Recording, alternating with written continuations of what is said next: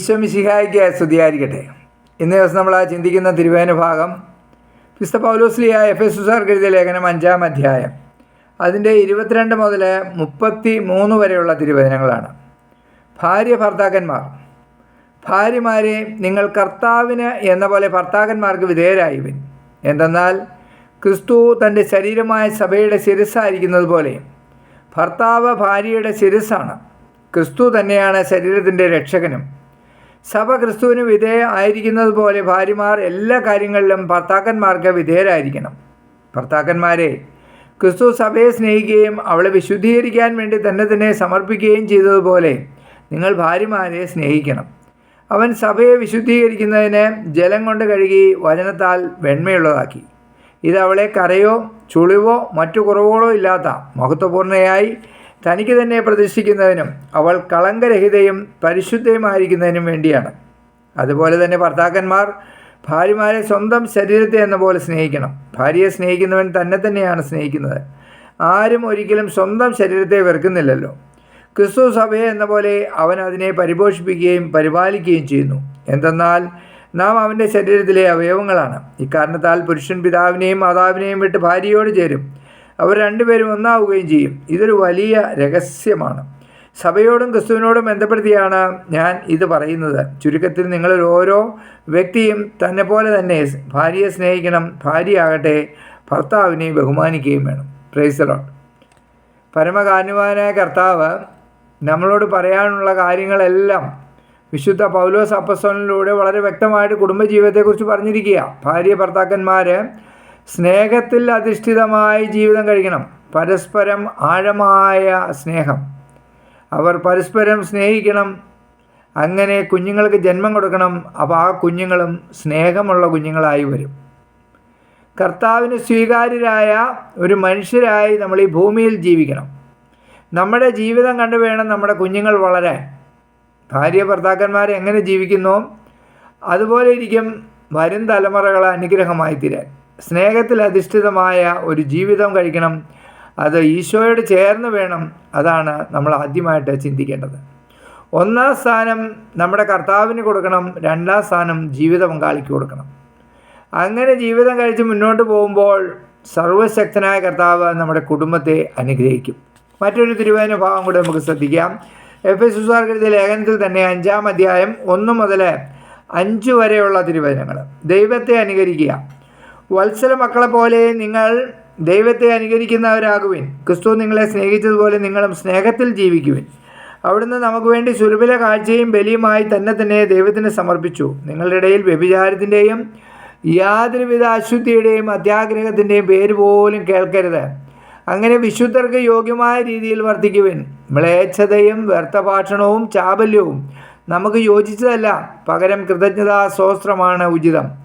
വ്യഭിചാരിക്കും അശുദ്ധനും അത്യാഗ്രഹിക്കും വിഗ്രഹാരാധകനും ദൈവത്തിൻ്റെയും ക്രിസ്തുവിൻ്റെയും രാജ്യത്തിൽ അവകാശമില്ലെന്ന് നിങ്ങൾ അറിഞ്ഞുകൊള്ളുവിൻ. Praise the Lord. അപ്പോൾ വളരെ വ്യക്തമായി ഈശോ പറയുകയാണ്, സ്നേഹത്തിൽ അധിഷ്ഠിതമായൊരു ജീവിതം കഴിക്കുക. നമ്മുടെ ദാമ്പത്യ ബന്ധം വളരെ നന്നായി തന്നെ മുന്നോട്ട് കൊണ്ടുപോവുക. അതിൽ അശുദ്ധി കടന്നു വരുവാനായിട്ട് നമ്മൾ അനുവദിക്കരുത്. അത് നമ്മുടെ ജീവിതത്തിലെ തമ്പുരാൻ നമുക്ക് നൽകിയിരിക്കുന്ന എല്ലാ കാര്യങ്ങളും അതനുസരിച്ച് നമ്മൾ ക്രമപ്പെടുത്തി മുന്നോട്ട് പോയാൽ അശുദ്ധിക്ക് നമ്മളിൽ കടന്നുകൂടി നമ്മുടെ കുടുംബത്തെ തകർക്കാൻ സാധിക്കില്ല. ഇന്ന് ഒത്തിരി കുടുംബങ്ങൾ തകർന്നു പോയിക്കൊണ്ടിരിക്കുകയാണ്. അപ്പം പരസ്പരം ഒരു ധാരണയില്ല, പരസ്പരം ഒരു സ്നേഹമില്ല, പരസ്പരം ഒരു ഐക്യമില്ല. ഈ ഒരു അവസ്ഥയിൽ ഞാൻ ഭാവം കടന്നു വന്ന കുടുംബത്തെ തകർത്തുകൊണ്ടിരിക്കുക. ഡൈവോഴ്സ് അതിന് മാത്രം വർദ്ധിച്ചുകൊണ്ടിരിക്കുക. അപ്പോൾ ഈ ഒരു അവസ്ഥയിൽ വരും തലമുറകൾ ഒരു അനുഗ്രഹമാകണമെങ്കിൽ തീർച്ചയായിട്ടും മാതാപിതാക്കൾ ഒരു അനുഗ്രഹമായി ജീവിക്കണം. എന്നാൽ അത് കണ്ടു വേണം കുഞ്ഞുങ്ങൾ വളരാൻ. അതിനുള്ളൊരു സാഹചര്യം നമ്മുടെ കുടുംബത്തിൽ നമ്മൾ സൃഷ്ടിക്കണം. അപ്പോൾ ആ ഒരു അവസ്ഥയിലാണോ നമ്മുടെ ജീവിതം മുന്നോട്ട് പോകുന്നതെന്ന് ഒന്ന് നമ്മൾ ചിന്തിക്കുന്നത് നല്ലതാണ്. അതല്ല എങ്കിൽ അതിനെ ക്രമപ്പെടുത്തണം. ഒരു തിരുവചന ഭാഗം കൂടെ നമ്മൾക്ക് ശ്രദ്ധിക്കാം. അത് വിശുദ്ധ പൗലോസ്ലീഹ കൊരിന്തോസാർക്ക് എഴുതിയ ലേഖനം 1-ാമത്തെ ലേഖനം 7-ാം അധ്യായം 3 മുതൽ 5 വരെയുള്ള തിരുവചനങ്ങളാണ്. വിവാഹത്തെ ബന്ധത്തെപ്പറ്റി ആണ് അതിൽ പ്രതിപാദിച്ചിരിക്കുന്നത്. തിരുവചനം എങ്ങനെയാണ്? ഭർത്താവ് ഭാര്യയോടുള്ള ദാമ്പത്യ ധർമ്മം നിറവേറ്റണം. അതുപോലെ തന്നെ ഭാര്യയും.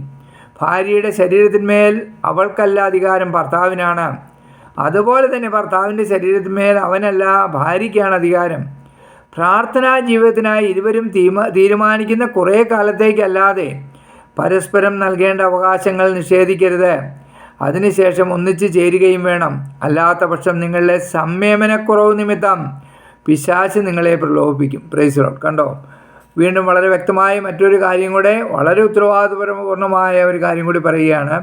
നമ്മുടെ ഭാര്യ ഭർത്താക്കന്മാർ ശാരീരികമായ നമ്മുടെ ബന്ധം, ശാരീരിക ബന്ധത്തിൽ ഏർപ്പെടണം. സെക്സ് അതൊരു തെറ്റല്ല, ദൈവം നമുക്ക് നൽകിയതാണ്. ഭാര്യ ഭർത്താക്കന്മാർ ഒരുമിച്ച് ശാരീരിക ബന്ധത്തിൽ ഏർപ്പെട്ട് അവർ കർത്താവിനെ മഹത്വപ്പെടുത്തി ജീവിക്കണം. അങ്ങനെ ജീവിക്കുമ്പോൾ അവർ മറ്റൊരു പാപത്തിലേക്കോ തെറ്റിലേക്കോ കടന്നു പോകാനായിട്ട് അവർക്ക് സാധിക്കുകയില്ല. നമ്മൾ എന്താണെങ്കിലും, ഞാൻ ഈ കൗൺസിലിംഗ് കാര്യങ്ങളൊക്കെ ആയിട്ട് യാത്ര ചെയ്യുന്ന സമയത്ത് ഇങ്ങനെയുള്ള മേഖലകളിൽ തടസ്സം വന്ന ഒരു കുടുംബത്തിൽ, അതായത് അവിടുത്തെ ഭർത്താവിനെയും ഭാര്യയും എനിക്കറിയാം. അപ്പോൾ ആ ഭർത്താവ് എന്നോട് പറഞ്ഞ ഒരു കംപ്ലൈൻറ്റ് എന്ന് പറഞ്ഞാൽ, ഞാനുമായി ഒരു ശാരീരിക ബന്ധത്തിന് അവൾ തയ്യാറല്ല. ബ്രദറെ, അത് ഞങ്ങളുടെ ജീവിതത്തിലെ ഒത്തിരി അസ്വസ്ഥതകളാണ്. അപ്പോൾ ഇത് പറഞ്ഞു കഴിഞ്ഞപ്പോൾ ഞാനിങ്ങനെ ഒരു കൗൺസിലർ എന്ന നിലയിൽ ഞാൻ അവരുടെ വീട്ടിലിരിക്കുക. ബ്രദറൊന്ന് പറഞ്ഞാൽ അവൾ സമ്മതിക്കുമായിരിക്കും. എനിക്ക് പറയാനുള്ള ഒരു ഇതില്ല എങ്കിൽ പോലും എനിക്ക് ആ സഹോദരിയോട്, ആ കുടുംബത്തോടും ഒരു വളരെ അടുപ്പമുള്ളത് കൊണ്ട് ഞാൻ ആ സഹോദരിയോട് മയപരമായി കാര്യങ്ങളൊക്കെ പറഞ്ഞ് ധരിപ്പിച്ചു. എൻ്റെ പൊന്നു സഹോദരങ്ങളെ, പിന്നീടുണ്ടായതെന്ന് പറഞ്ഞാൽ ആ സഹോദരി എന്നോടുള്ള സ്നേഹമായതുകൊണ്ടും ആ കുടുംബമായിട്ട് ബന്ധമുള്ളതുകൊണ്ടും അവരെന്നെ തല്ലിയില്ലെന്ന് മാത്രമേ ഉള്ളൂ. കാരണം ഇതെല്ലാം പലരുടെയും പല രൂപത്തിലുള്ള പ്രവർത്തനങ്ങൾ ചിലപ്പോൾ ഉൾക്കൊള്ളാൻ പറ്റാതെ വരുമ്പോൾ അങ്ങനെയും ചില പ്രശ്നങ്ങളുണ്ടാകുന്നുണ്ട്. അപ്പോൾ അതുകൊണ്ട് ഈ ആന കരിമ്പും കാട്ടി കയറി എന്ന് നമ്മൾ കേട്ടിട്ടില്ലേ? ആന കയറി കഴിഞ്ഞാൽ ഈ കരിമ്പ് കണ്ടു കഴിഞ്ഞാൽ ആനയ്ക്ക് ഒരുമായ ഭ്രാന്താ. ആന ഉള്ള കരിമ്പ് മുഴുവൻ ചവിട്ടി ഓടിച്ചിട്ട് ഒട്ട് ആന തിന്നത്തുമില്ല, മുഴുവൻ ചവിട്ടി ഓടിച്ച് കളയുകയും ചെയ്യുമെന്ന് പറഞ്ഞ ഒരു അവസ്ഥയിൽ ആ കുടുംബത്തിൽ അസ്വസ്ഥതകളുണ്ടായി. പുള്ളിക്കാരത്തി എന്നോട് പിന്നീട് പറഞ്ഞു, ബ്രദറെ, ആ പുള്ളിയായിട്ട് ഒത്തുപോകാൻ പറ്റത്തില്ല. കാരണം അതുപോലെയുള്ള പ്രശ്നങ്ങൾ.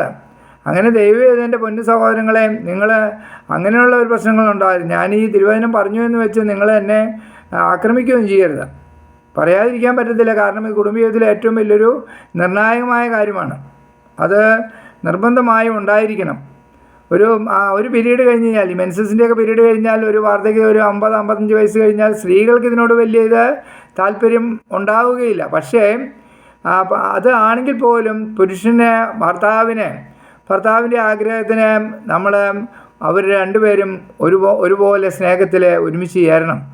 അല്ല എങ്കിൽ ഇതുപോലെയുള്ള അസ്വസ്ഥതകളുണ്ടാവും. പുറത്ത് നമുക്ക് ഉള്ള പഴങ്കഞ്ഞിയാണെങ്കിലും പഴങ്കഞ്ഞി കുടിച്ച് മുന്നോട്ട് പോവുക. ഇല്ലെങ്കിൽ അവിടെ ഇവിടെയൊക്കെ ബിരിയാണിയും ഫ്രൈഡ് റൈസും ഒക്കെ വെച്ച് ആൾക്കാരിങ്ങനെ നീട്ടിക്കൊണ്ടിരിക്കുക. അവിടെയാണ് പാപത്തിലേക്ക് കടന്നു വരുന്നത്. അപ്പോൾ നമ്മൾ ഉത്തരം പറയേണ്ടി വരും. ആരാണ് ഇതിനകത്ത് തെറ്റുകാരി എന്ന് വെച്ചാൽ അവർ ഉത്തരം കർത്താവിന് മുമ്പിൽ പറയേണ്ടി വരും. കർത്താവ് ഇതെല്ലാം നമ്മളോട് വ്യക്തമായി പറഞ്ഞു തന്നിട്ടുണ്ട്. പ്രാർത്ഥനാ ജീവിതത്തിന് വേണ്ടി മാറ്റിവെക്കുന്ന സമയങ്ങൾ, നമ്മളെല്ലാ ദിവസവും പ്രാർത്ഥനയുടെ ദിവസങ്ങളാണെന്ന് പറഞ്ഞ് മാറ്റിവെക്കരുത്. തിങ്കളാഴ്ച ഇന്ന പുണ്യാളിൻ്റെ ദിവസം, ചൊവ്വാഴ്ച അന്തോണിസ് പുണ്യാളിൻ്റെ ദിവസം, ബുധനാഴ്ച ഔസേപ്പിതാവിൻ്റെ ദിവസം, വ്യാഴാഴ്ച യൂദാസ്ലിയുടെ ദിവസം എന്നൊക്കെ പറഞ്ഞ് നമ്മൾ ഓരോ ദിവസങ്ങൾ മാറ്റിവെച്ച് നമ്മൾ മുന്നോട്ട് പോയി കഴിഞ്ഞാൽ ഈ പറഞ്ഞ പോലെ പിശാച് പ്രലോഭിപ്പിക്കും, അസ്വസ്ഥതകളുണ്ടാകും. അപ്പോൾ കുടുംബജീവിതം നന്നായി മുന്നോട്ട് പോകണമെങ്കിൽ കർത്താവ് വിശുദ്ധ ഗ്രന്ഥത്തിലൂടെ നമ്മളോട് സംസാരിച്ചിരിക്കുന്ന, തിരുവചനങ്ങളോട് സംസാരിച്ചിരിക്കുന്ന രീതി അനുസരിച്ച് തന്നെ നമ്മൾ മുന്നോട്ട് കൊണ്ടുപോകണം. അവിടെയെല്ലാം ഈശോ നമ്മുടെ കൂടെ നിന്ന് നമ്മളെ അനുഗ്രഹിച്ചുകൊണ്ടിരിക്കും. ഈശോ നിങ്ങളെല്ലാവരെയും അനുഗ്രഹിക്കട്ടെ. ഇപ്പോൾ നമ്മൾ ശ്രവിച്ച ഈ തിരുവചനത്തിൻ്റെ അനന്തമായ ശക്തി നിങ്ങളെയും നിങ്ങളുടെ കുടുംബങ്ങളെയും നിങ്ങളായിരിക്കുന്ന സമൂഹത്തെയും നിങ്ങളുടെ ദേശത്തെയും അനുഗ്രഹിക്കട്ടെ എന്ന് പ്രാർത്ഥിക്കുന്നു. പരിശുദ്ധ അമ്മേ, ദൈവമാതാവേ, വിശുദ്ധ ഔസേപിതാവേ, സകല വിശുദ്ധരെയും മാലാഖമാരെ, നിങ്ങളുടെ എല്ലാവരുടെയും മധ്യസഹായം തേടുന്നു. സ്വർഗസ്ഥനായ ഞങ്ങളുടെ പിതാവേ, അങ്ങയുടെ നാമം പൂജിതമാകണമേ, അങ്ങയുടെ രാജ്യം വരണമേ, അങ്ങയുടെ തിരുമനസ്സ് സ്വർഗത്തിലെ പോലെ ഭൂമിയിലുമാകണമേ. അന്ന് വേണ്ട ആഹാരം ഞങ്ങൾക്ക് തരണമേ. ഞങ്ങളോട് തെറ്റ് ചെയ്യുന്നവരോട് ഞങ്ങൾ ക്ഷമിച്ചിരിക്കുന്ന പോലെ ഞങ്ങളുടെ തെറ്റുകൾ ഞങ്ങളോട് ക്ഷമിക്കണമേ. ഞങ്ങളെ പ്രലോഭനത്തിൽ ഉൾപ്പെടുത്തരുതേ, തിന്മയിൽ ഞങ്ങളെ രക്ഷിക്കണമേ. നന്മ നിറഞ്ഞ മറിയമേ, സുസ്ഥി, കർത്താവ് അങ്ങയുടെ കൂടെ സ്ത്രീകളിൽ അങ്ങ് അനുഗ്രഹിക്കപ്പെട്ടവളാകുന്നു. അങ്ങയുടെ ഉദരത്തിൻ ഫലമായ ഈശോ അനുഗ്രഹിക്കപ്പെട്ടവനാകുന്നു. പരിശുദ്ധ മറിയമേ, തമ്പുരാൻ്റെ അമ്മേ, പാപികളായ ഞങ്ങൾക്ക് വേണ്ടി ഇപ്പോഴും ഞങ്ങളുടെ മരണസമയത്തും തമ്പുരാനോട് അപേക്ഷിച്ചുകൊള്ളണമേ. ആമേൻ. ഈശോ മിശിഹായ്ക്ക് സ്തുതിയായിരിക്കട്ടെ.